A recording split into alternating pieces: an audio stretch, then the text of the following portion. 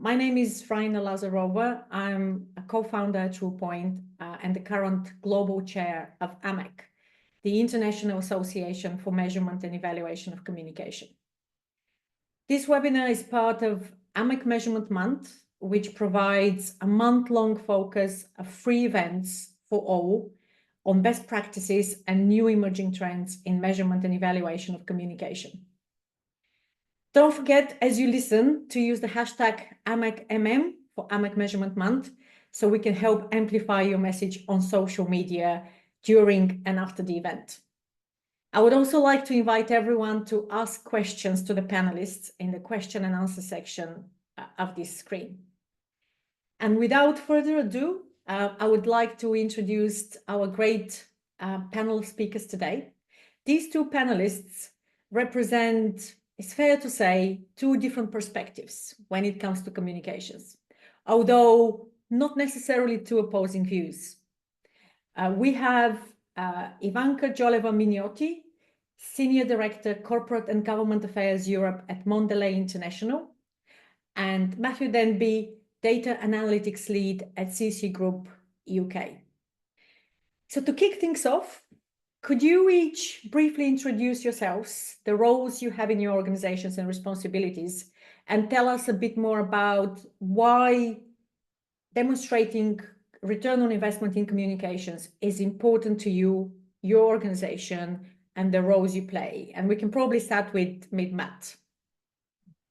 Thanks so much for the really generous intro. So yeah, I'm Matthew Denby. I lead our data and analytics proposition at CC Group. CC Group is a B2B tech, PR and marketing consultancy with specialisms in IT, telecoms, fintech, and cybersecurity. And our kind of overall sort of measurement focus. It's definitely been part of my journey since I joined CC Group about 5 years ago. One of the owners actually, when he hired me, he basically said that he thinks what we're doing is good at the moment, but thinks we could do better. And I sort of kind of spent most of my career trying to find new ways to improve measurement, not only in our own agency, but also find ways that we can kind of improve as an industry together. It's definitely impacted a lot of the ways that we've approached different client briefs and different overall kind of campaigns and the work that we've done over the last few years in terms of looking at the focus, but I've also found it's just becoming a lot more important from a client perspective, especially as clients start to tighten budgets and tighten belts and are just under a lot more stress to show results internally a lot more. I hope that's enough. Yeah. No, that's fascinating. And it's really encouraging to see as well support for measurement and insights from the top down. And I honestly believe that that's the only way to make changes and to promote best practices. Yeah. And I think, Vanya, you have a couple of slides that you want to share with us as well, just to set the scene about what you guys at Mondelēz, clearly a global organization with multiple B2C brands, a global organization does when it comes to measurement and evaluation of communication. So please feel free to share a screen. Absolutely. I was just telling Raina that we use Teams actually at Mondelēz International. So it's my first time with Zoom, and I hope the technology gods will be with us today and I can share my screen with you. Let me know once you see it. We can definitely see it now. Excellent. So I realized that we have a varied audience, so some of you don't necessarily know about the company that I represent. So I have the pleasure today to be speaking on behalf of amazing colleagues around the world that work in corporate and government affairs, the corporate and government affairs function of Mondelēz International. But first of all, Mondelēz is a house of brands. I'm sure once you see the brands on the screen, you know about the company. We are a global snacking leader with 36 billion in net revenue in 23. So we only an 11-year-old startup, actually. But as you can see from the brands, while our corporate brand may be new to many, our brands have been world's favorite for many, many years, some of them 160 years and more. So yeah, I hope that gives you an idea of the scale of the company. We have 91,000 people around the world as well. So safe to say that we are a pretty big multinational organization. So that's why I feel confident that I could probably share with you today some insights on measurement that would be interesting for the audience. So why we measure, and Raina and I discussed this in Barcelona as well. I think this sort of way we look at measurement in Mondelēz is worth sharing. So we measure what we treasure, and the reason why we do it is very simple. First of all, we have to align communication goals with business outcomes. That's it, number one. The business outcomes are what we are after. And what I also like to say, and hopefully this will preempt some of the questions you might have later on, but what I like to say is that we don't do communication for communication's sake. We'd like to solve for business problems through communications, if that makes sense to you. Also, of course, we measure in order to enhance strategic decision making. The quality, and I've been with the company for over 18 years, and I can safely say that the quality of strategic decision making depends on the quality of data and measurement we have.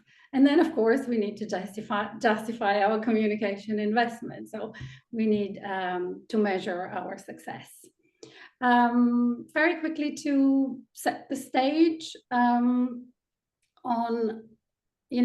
how we do it at Mondelēz. We recently kicked off our 2025 strategic planning for the year. We base it on the business annual contract, which is then based on two important pillars, which is strategic priorities 27 and vision 2030. They both outline the short-term and the long-term strategy for the business. So the KPIs are all linked to that. And our communications planning is entirely linked to these business targets. Let me be more specific in what I'm saying. So Vision 30, I'm very attached to what I'm going to show, because in my previous role, I happened to lead global internal communications for Mondelēz International out of Chicago when we launched Vision 2030 of becoming the global snacks leader, winning in chocolate, biscuits, and baked snacks. And that was based on an insight that came out of listening and of understanding the consumer through a lot of metrics. So what we realized is that our consumers are increasingly turning to snacks for both nutrition, but also indulgence. And to lead that dynamic world of snacking, we had to focus on 4 priorities. Why am I spending time in talking to you about it? The Evolve strategy and the 12 ambitions, because for me, good metrics and good measurement starts with clear definition of objectives and goals. You cannot, define the KPIs unless you're very, very clear on what your destination is. So my team and I at the time, we tried to make it very clear to everyone in the organization what our strategic pillars are and the 12 ambitions under each of that pillar. So if you bear with me for a second, I'd like to share, instead of talking to you about it, I'd like to share a short video on them.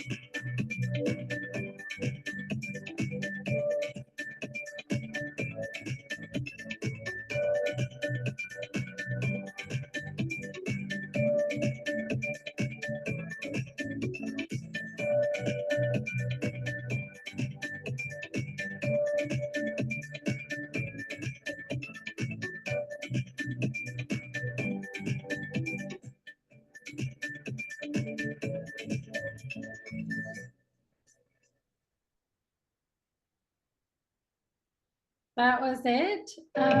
You might ask yourselves, what does this have to do with comms? What I just showed you. And it has everything to do with comms, because we make our communications plans entirely based around the company's business strategy and in support of that strategy. So the moment everybody's clear on what we are driving and what we are working towards, that is the moment where KPIs come into play. So for obvious reasons, I cannot share a real Mondelēz plan with you because they might be competitors listening to us at this point. But this is an example plan of how we look at the 4 pillars of the strategy, and we organize our external communications, the public and government affairs, or internal communications around those. And we're very specific at the beginning of each year in aligning and agreeing what these goals are, so that then measurement is around them. And the metrics, something that you would probably feel very close to. Each of these objectives that I showed on the previous slide, there is a core metric assigned to each of them. So for example, and this is not something that you haven't seen or you haven't done yourself, there's always quantitative data, quantitative measurement, as well as qualitative one. And when we talk about external communications, we do reputation management for the past many years, over 10 years now. This is a core measurement in what you do, reputation. And we look for positive increase in percentage plus X% of measured markets. Of course, we measure traditional social media as many of you do.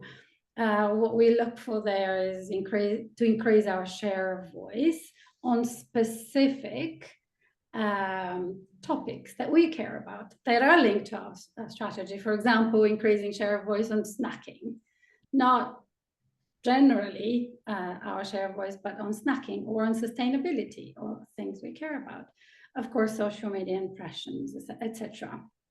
On internal communications, which is still very close to my heart, despite the fact that now I have a more holistic responsibility. On internal comms, we do annual engagement survey and a pulse survey in May. So twice a year, we look at our engagement scores and improvement versus prior year, and we're looking for positive progress against that, against certain improvement areas.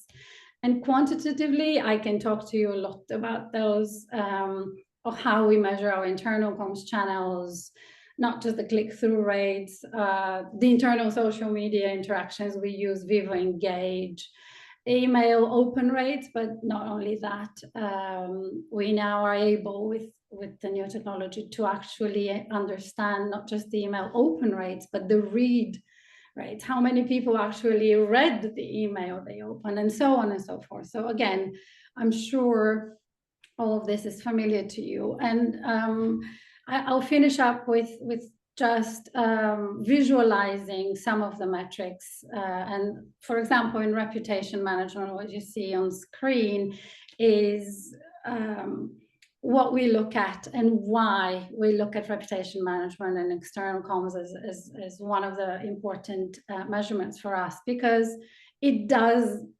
directly correlate with financial and business performance. It sort of talks to you about your stock, the multiple, your stock. And what we measure is key behaviors, the business value, and we do it to mitigate risk as well. And on the next slide, what you'll see is how we look at the drivers of engagement. So what we look at is 6 employee engagement drivers. And every year we look at these 6 particular ones, and also we do our communications planning and effectiveness measurement around the 6 engagement drivers. So in very brief, this is what I wanted to share with you. And of course, I'd be happy for us to have a discussion. And honestly, my self-serving interest is I want to hear the type of topics and questions that are on the mind of this esteemed audience, because that also speaks volumes about measurement metrics, how we increasingly become more effective in demonstrating the return on investment on our communication. So I'll stop sharing here, and Raina, back to you for... Thanks. Yeah, thank you, Vanya. And it's so fascinating to see what you guys have done. And I'm sure this has been a process for all those on this webinar thinking, well, where do you start? Clearly, some organizations do quite a lot. I think it's encouraging maybe to say that you need to start somewhere. And, you know, you've definitely raised the bar, and I'll come back to some of the points that you made in your slides in a while. But before we do that, just to kind of start off, measuring return on investment is a challenge, clearly, but presenting it to people who don't have a communications background is a totally different challenge. And it's a question for both of you, but maybe start with you, Matt. I'm sure you have experienced this in talking to clients and business stakeholders within your clients' organizations who don't come from the comms and marketing side.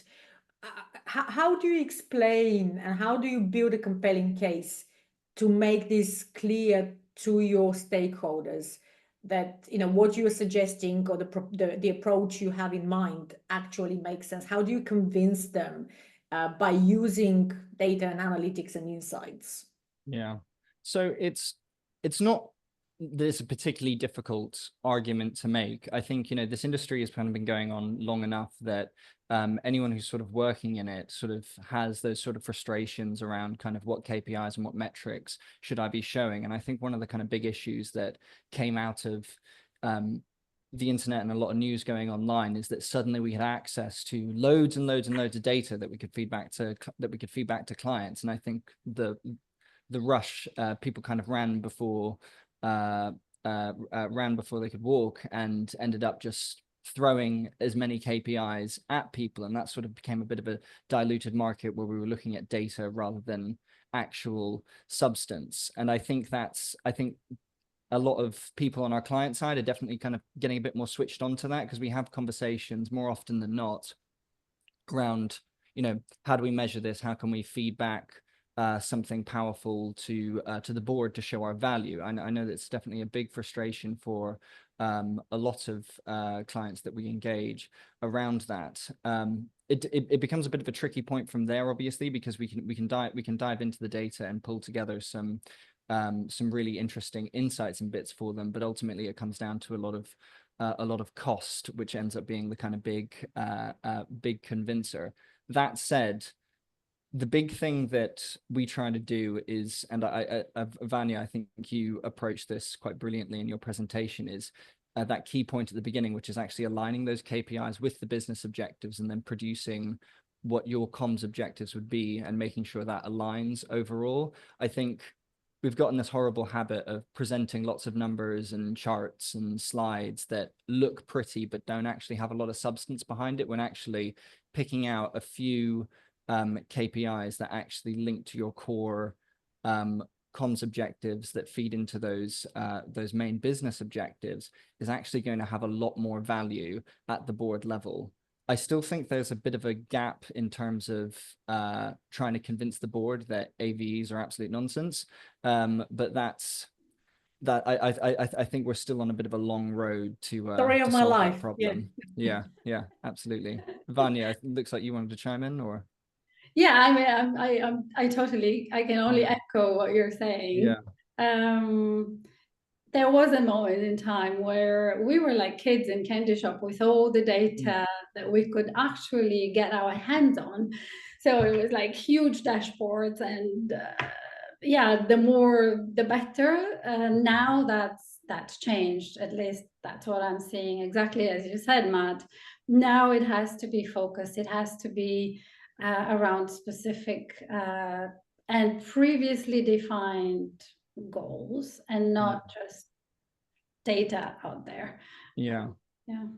I think, back when it all came out, I think probably competitive agencies were leading the way by just throwing up a lot of charts and data, where now, as it's become the norm and everyone has access to a lot of data, they can kind of throw up, estimated readership numbers and kind of, a lot of vanity metrics that just sort of make a lot of little sense. And I know that we're going to get on to talk about kind of vanity metrics, and I do think that some of them do have a place in actually showing some showing some movement, as long as they're properly tied to the right objectives. I think that's maybe maybe as I listened to you speak, what came to my mind was that actually we're moving in the opposite direction now with the plethora of data. The question and the lens through which I look at the data that comes and the measurement is, how much of that is needed to facilitate decision making on a specific topic. So because it is a lot, but only a few of the data points can lead to certain insights that then facilitate decision making. And from that lens has been very helpful. And I think just on that, in terms of actually kind of pulling out the sort of quality data points, I love that you're pulling out kind of, not just share of voice, but looking at particular topic share. At our business, we call it share of conversation, and I'm sure many other agencies have lots of different names for it. And it's such a brilliant way to kind of to cut things and actually see where the ownership is on certain topics. It definitely you can definitely get in the weeds of it, but you can pull out much more interesting data points and insight that can actually give you a better view of sort of what ownership looks like, who are the kind of key decision makers. We find that definitely a lot when we're dealing with our more niche clients, where they're coming to us and telling us that, okay, you know, our competitor is Microsoft or Google, and we're kind of looking at it going like, okay, but you know, they're not your competitor. A very small part of their business is, and we're having to kind of, you know, write lines and lines of Boolean to actually get to the bottom of, okay, well, what's your share on this specific topic? And you know, not only does that break it down to actually get some quality data points, but then we can actually much more accurately measure how we're doing and measure what we can do to improve for them. And these are all very, very fair points. And we'll come back to the question around share of voice. And we have one question from the audience around that. Oh, yeah.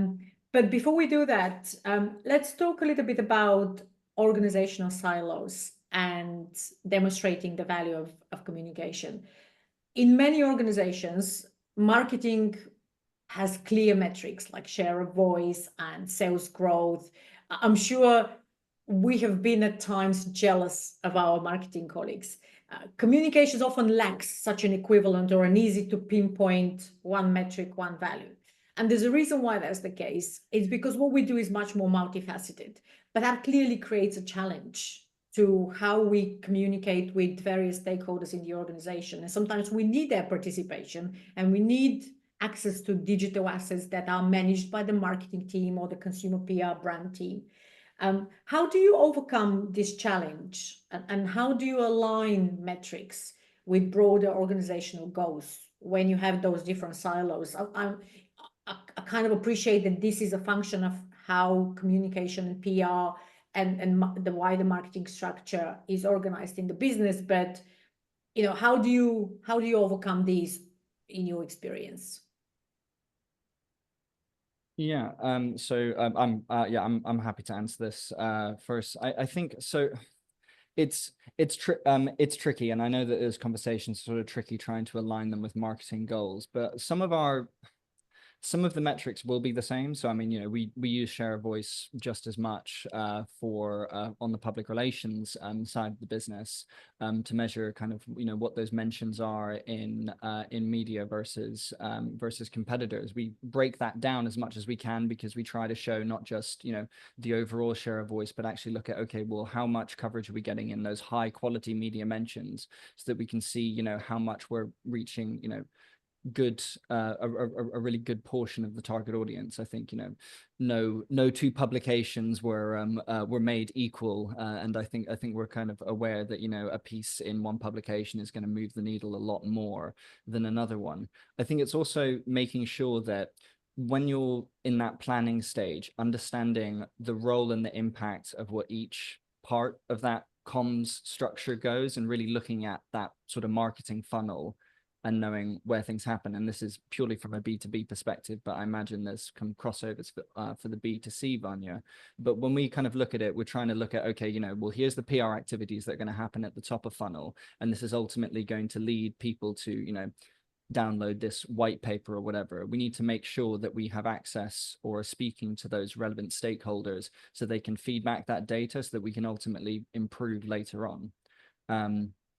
Further still, we need to make sure that we're having conversations with clients about, you know, what to do with those leads after they're actually generated. I think it's quite easy to assume from the sort of agency perspective that the client's going to have it sorted and have it done and have it perfect. But I've spoken to kind of several kind of major organizations that actually don't have a proper lead nurturing structure. So then you get stuck in that cycle of, okay, we put out this campaign and there were no results, because ultimately there wasn't the infrastructure or communication in place to actually facilitate any results. So it ends up being a sort of cycle of the only results you can feed back are coverage, when in reality the results are there. There's just no one facilitating it, and that's just an issue of kind of communication and planning.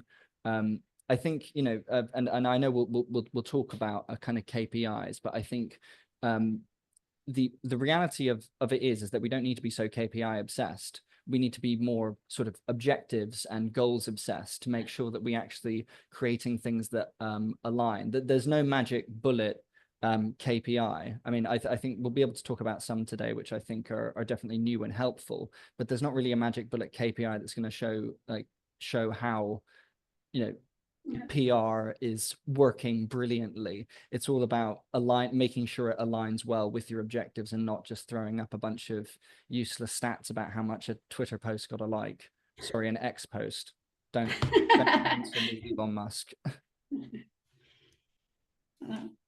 It's interesting how we're totally aligned in observations and what we're saying.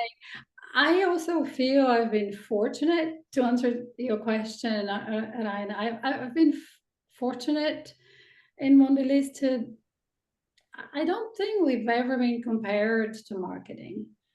For 18 years, functionally, we are together with the legal department, so it's corporate and legal affairs.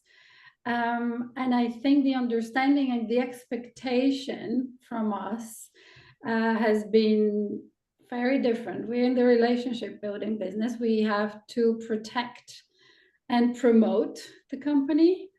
That is not the primary objective of marketing and the way our brands communicate. So I've never had the challenge to have to compare our results or the way we measure what we do with our marketing function. They have an entirely different set of goals. The raison d'être, the reason they exist in the organization as guardians of those wonderful brands that I showed you before, is very different. And their role in the organization is very different to what we are here to do. And I guess I've been fortunate that way. So we measure ourselves against how we solve business problems again through communication, through what our stakeholders think of us, or also what kind of behavior change we've incentivized through certain pieces of communication. We are all very jealous. Yeah. Let's talk a little bit about metrics and outcomes specifically. Clearly, a big part of the DNA of what AMEC represents as an industry body is the need to look at communication and measurement in an integrated fashion. And whilst I think, as you, Matt, pointed out, volumetrics, vanity metrics are not necessarily the Evo, they are necessary so long as we don't stop there and we look beyond the numbers and we look beyond the outputs and we look at outtakes and outcomes and ultimately impact. Yeah. Could you share how you set targets for your own communication strategy, Vanya, and your clients' communication strategy from your perspective, Matt? What are those key outcome-based metrics that you would recommend using to gauge success? And I understand that they're specific to individual clients, but is there any, what is the best practice? What is the excellence in setting those outcome-based metrics and objectives? Do you want to go first, Vanya? Otherwise, yeah, I can. Yeah, so I sort of touched upon this on the in my expose on the metrics to track that each of the objectives that we set in our communication plans first comes with what is the goal? What exactly are we trying to define the goal as clearly as possible? And then the metric will always have to have not just a quantitative component.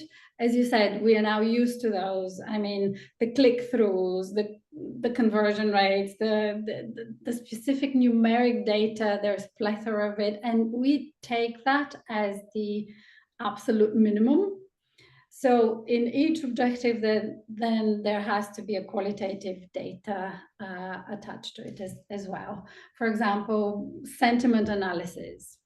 certain testimonials, stakeholder interviews have to come into play. And then because that sort of adds depth to the other data that you've collected, and it helps you understand the impact of that and the sentiment itself. So it's digging a bit deeper and going beyond the purely quantitative metrics that we enjoy and we like, of course. Yeah.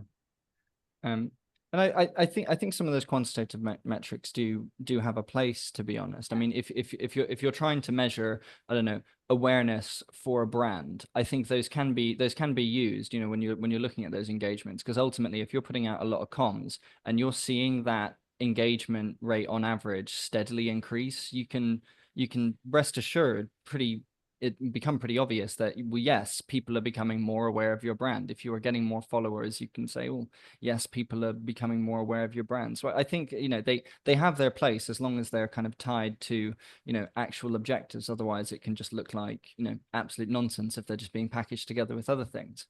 I think sort of from a B2B perspective, it's quite tricky to measure those specific outcome metrics, especially because, you know, often you know, social media isn't necessarily the best place, and a lot of our clients they're working with quite a niche group of people, so we're not kind of going out to you know, their customers won't be like the British public or kind of, you know, huge groups of huge audiences. They'll be kind of buyers and decision makers. So the group is much smaller. So we tend to not use things like follower growth or engagement rates typically to see growth for a lot of our clients. We do use share of voice, and we use kind of share of conversation ownership to show an increase in awareness. We do still use things like estimated viewership, which are a vanity metric, but we try to cut it down by using a tool that gives us that uses their own formula to calculate what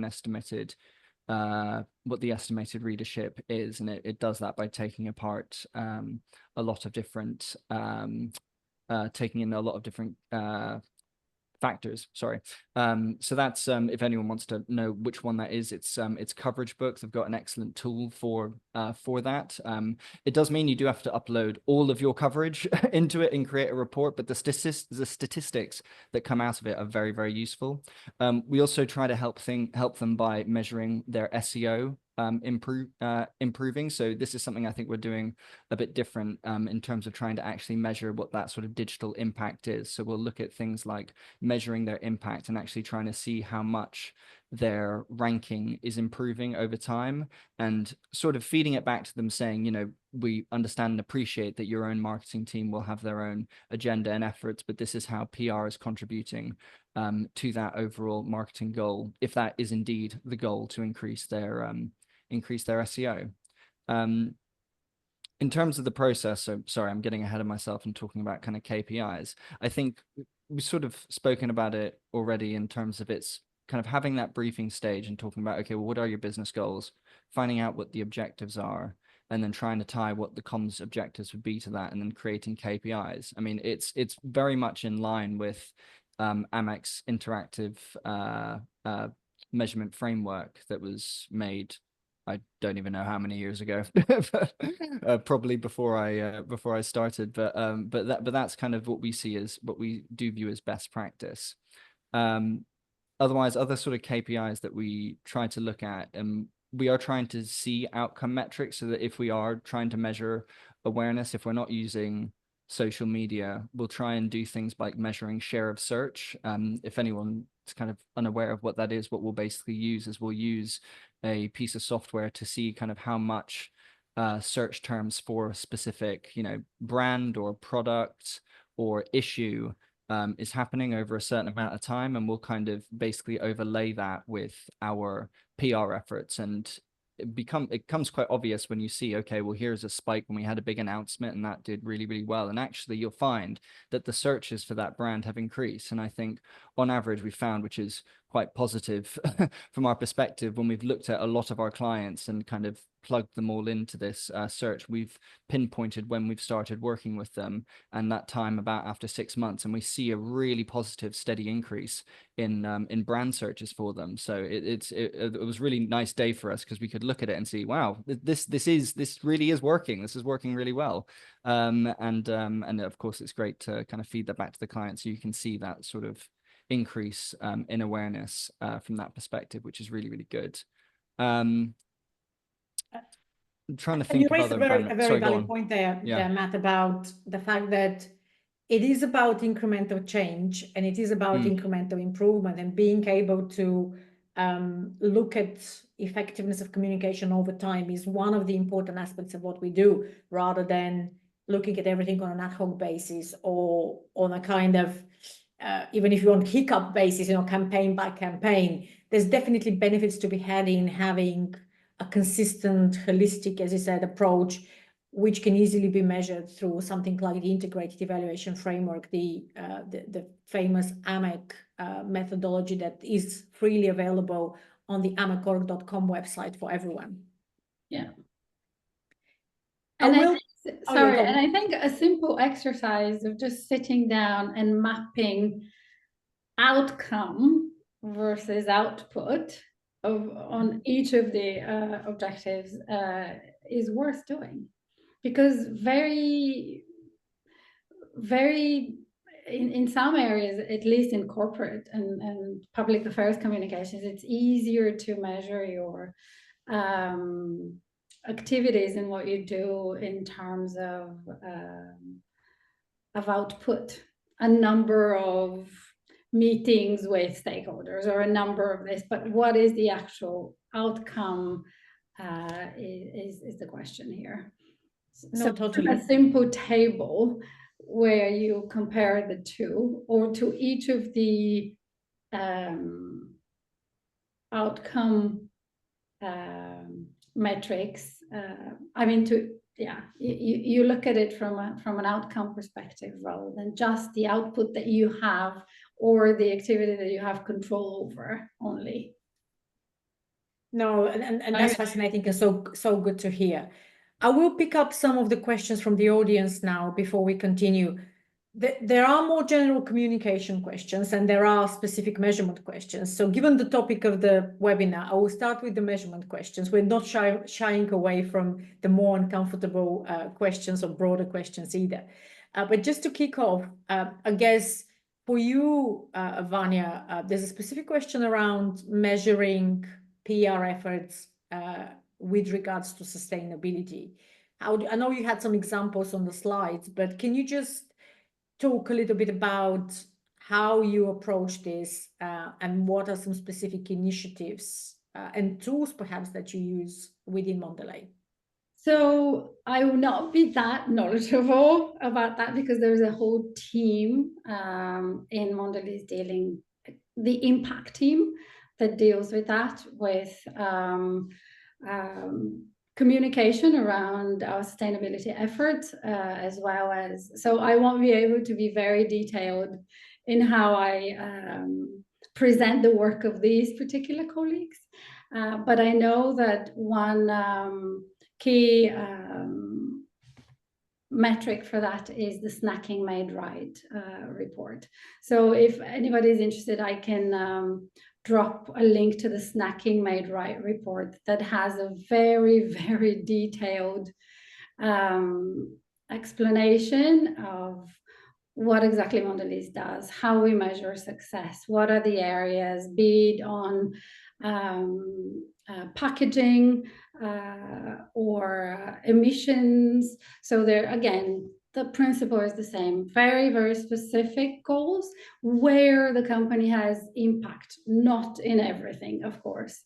So we've identified where we have the biggest impact as a company, and then starting from there, we report on progress. So I'll drop that in the chat, the Snacking Made Right report. That would be the starting point for anyone who is more interested in the whole sustainability pillar and that agenda and where we are.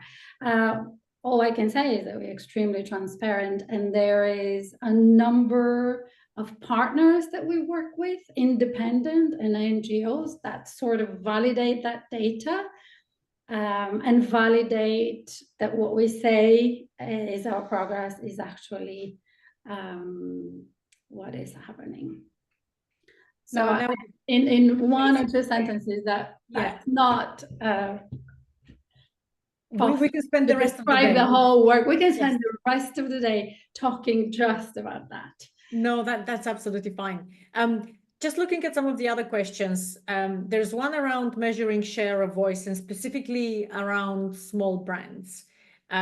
Is it needed and is it, I guess, adequate is the question here. Is measuring share of voice an adequate metric for smaller brands? Clearly, you guys at Mondelēz, many big, large brands, but, what's your perspective? Maybe Matt, from your with your agency hat on, you've probably worked with both big and small B2B brands. Is that something that is a concern or consideration? Yeah, so it is useful, actually, to be honest, and not even necessarily from a measurement perspective, but an insights perspective, to understand kind of what your competitors are doing from a public relations perspective, whether they are doing it at all. If they're not, there's a great competitive advantage there that you can that you can do to actually take ownership of that. It's definitely useful. And, I think, as we discussed about the sort of share of conversation, if you're a small business and you consider yourself up against, well, I know, perhaps a startup or a challenger against some really big companies, then it's about sort of using that share of conversation to sort of compare against that. Or sometimes we found small companies that are challengers that have taken on the big companies, and actually we've had some amazing success stories where we've taken on businesses sometimes 10, 20 times the size of companies and taken ownership of the share of voice. So it is totally relevant, and especially for those times when you if you can actually start to beat the big guys. I mean, and I guess equally the question here is, when it comes to tooling, is there any specific tool set that you would recommend to look at? Yeah, so at CC Group, we're big fans of using Meltwater for a share of voice. So we use it for their PR side. We do find it's one of the better tools. We enjoy it a lot. It's definitely also one of the most expensive. That definitely tends to be the case. But for us, it works really well, especially because we dive quite deep into the data. I think it's one of my sort of visions that I see kind of data and analytics skills being particularly integral to PR and Marcom's people within the next couple of years. So it's something that works definitely for our use case. I know for some other companies where they only kind of just want to see kind of things quite quickly, there are other kind of tools, but for us, where we need access to a lot of different touch points, Meltwater is the one that we use. Yeah, we use Meltwater at Mondelēz as well. Oh, hey, Meltwater club over here. and just to say, Meltwater are an AMEC member, so whilst we compete, we are also friends. There's, we'll be remiss not to mention AI, and there is a question around AI functionality and automation versus human oversight, and increasingly this becomes a topic in any area of life. What is your view on how much we can rely on AI and automation when it comes to various aspects of how we measure return on investment, from sentiment analysis through to more sophisticated kind of outcome-based approaches? Do you still believe that human intervention is required, and to what degree, in what stages of the work that you do when it comes to measurement? Vanya, do you want to go first? That is a very big question, but I strongly believe that we're going to see more and more automated processes and AI playing a role in how we collect data and use data. At the moment, at least at Mondelēz, there are work groups that look at the different, not just generative AI, but other AI tools, what cannot be disregarded is the privacy and ethical considerations. And I think in Europe specifically, we do have enough sensitivity towards those. Yeah, trademark not being least of that. So there are still some open questions with the use of AI, and they come from, you know, privacy and ethical consideration. How is this data being collected? Exactly. So that it can be trusted. So yeah, how is data collected and used? I'm sure that will improve over time. At the moment, we are largely in an evaluation stage. Yeah, I mean, I agree with you. Intellectual property and data privacy are still very big areas, ethical considerations. And, you know, any organization, big or small, can't deny the need to think about those and consider them when and before you push data and content into large language models. So I like the cautious view. Obviously, we have a lot of optimism and I guess hopes, and I think AI will probably be only getting better. This is the least version of it that we will see, but there are still a lot of things that we need to figure out, such as guardrails and regulation. And as is the case, usually these things take time. So in the meantime, exercise caution is definitely the right approach. But yeah, lovely to hear your views on that. I will come back to some of your other questions in a bit. I just wanted to touch upon something that we spoke about, or Vanya touched upon, and I know it's very close to her heart, as she said herself, and that is the area of internal communication. It is something that we often forget when we talk about delivering value. And, you know, luckily, a lot of the times, internal comms teams are part of a wider communication structure. But I can see, Mondelēz, you do a lot of work around employment survey, engagement surveys, employee surveys, and you incorporate that in your overall kind of measurement dashboard that you communicate with your board of directors, your CEO.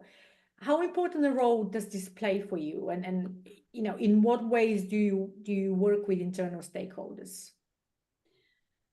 So it's interesting how the place of internal communication changed over the years. When I joined the company, it was all about media and external comms, and it was all about lobbying and government affairs.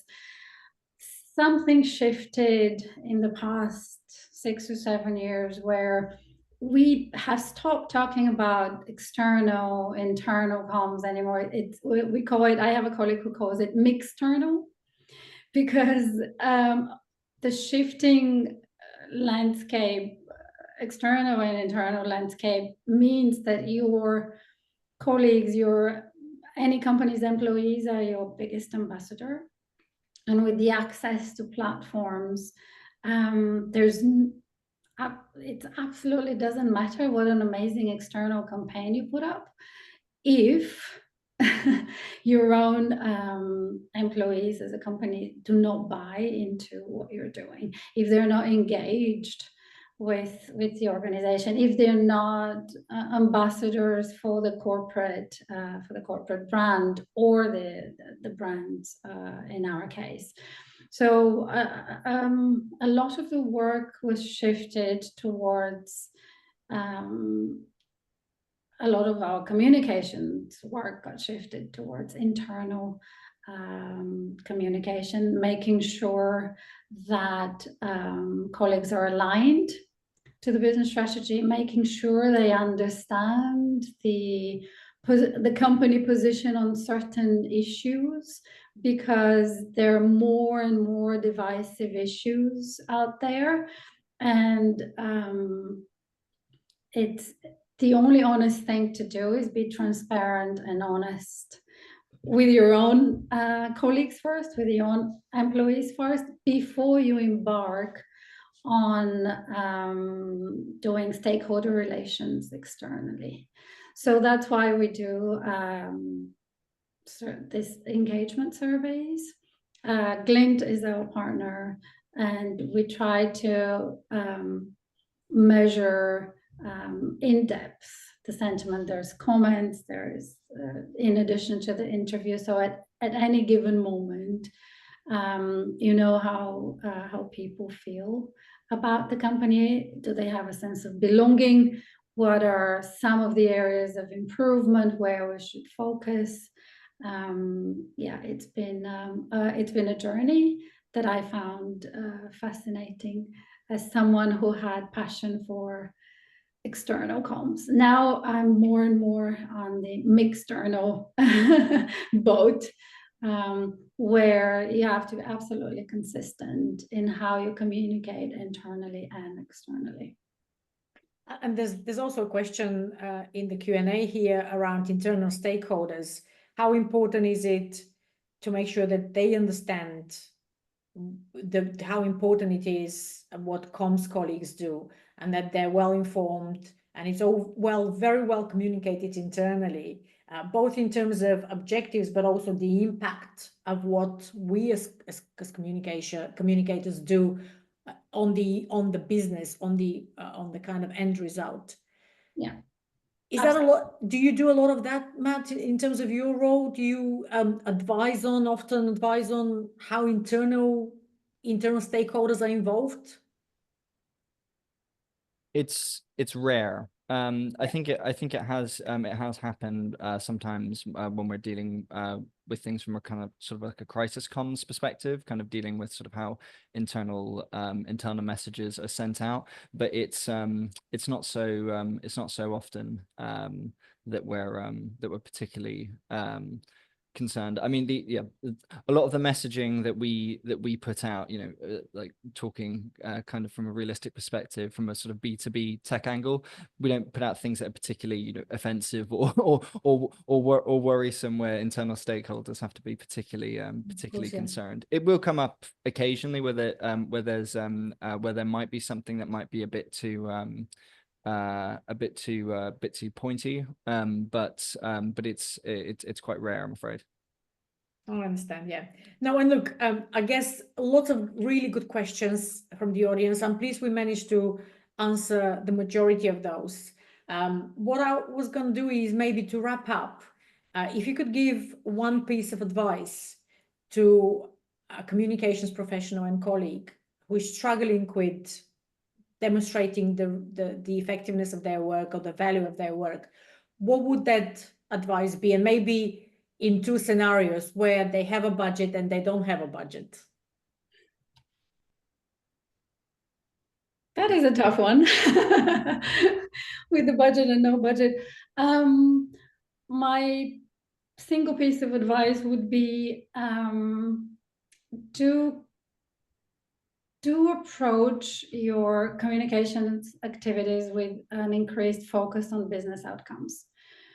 There is a lot of pressure now in the external environment, and your internal stakeholders, your leadership, they are very attached to the business outcomes. So the moment you approach your own planning with increased focus on that, I believe you will be successful. So prioritize outcomes and business outcomes over media metrics, for example, in this day and age. I would say that's my Thank you advice.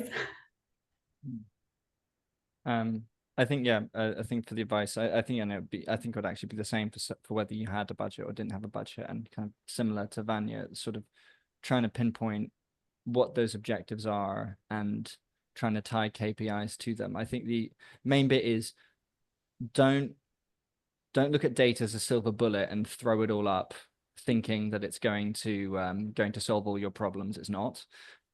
Actually think about what an organization is trying to achieve, what goals that your comms activities, be it PR and marketing, can solve. Think about it, you know, honestly, and think whether PR and marketing can solve those problems. Sometimes you do have to put your hands up and say, this isn't going to solve the problems.